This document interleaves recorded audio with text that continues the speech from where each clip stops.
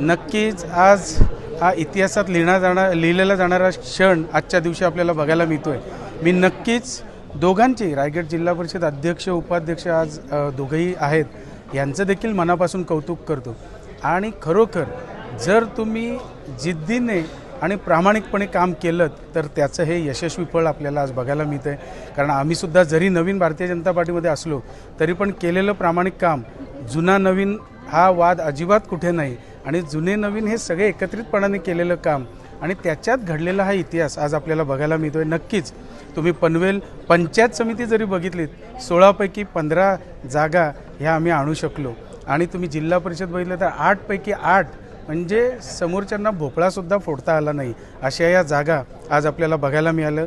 आणि नक्कीच त्याचंच हे फळ आज आपण दोन्ही यांच्या रूपाने आज आपण बघताय।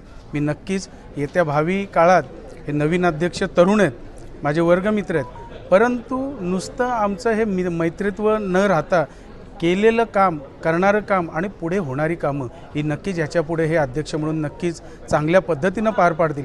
कारण ह्या टीममध्ये तुम्ही बघाल बरेचसे नवीन सदस्य या रायगड जिल्हा परिषदेत आलेले आहेत आणि नक्कीच ते सगळे होतकरू आहेत। मग याच्यात डॉक्टर आहेत, विविध क्षेत्रातील सगळे मान्यवर आहेत, महिला जरी जास्त असल्या तरी त्यासुद्धा चांगल्या पद्धतीनं आणि नवीन रक्त असल्यामुळे चांगलं काम करणाऱ्या महिला आहेत। नक्कीच मी मंगेशजी आणि उपाध्यक्ष यांना मनापासून शुभेच्छा देतो की आपण चांगलं काम करा, यशस्वी काम करा आणि नागरिकांनी जो विश्वास आपल्यावर दाखवला आहे, मतदानरूपी विश्वास दाखवला आहे, त्यांनी जी कामं सुचवलेत ती कामं प्रामाणिकपणे करण्याचा प्रयत्न करूया एवढंच मी तुम्हाला सांगेन।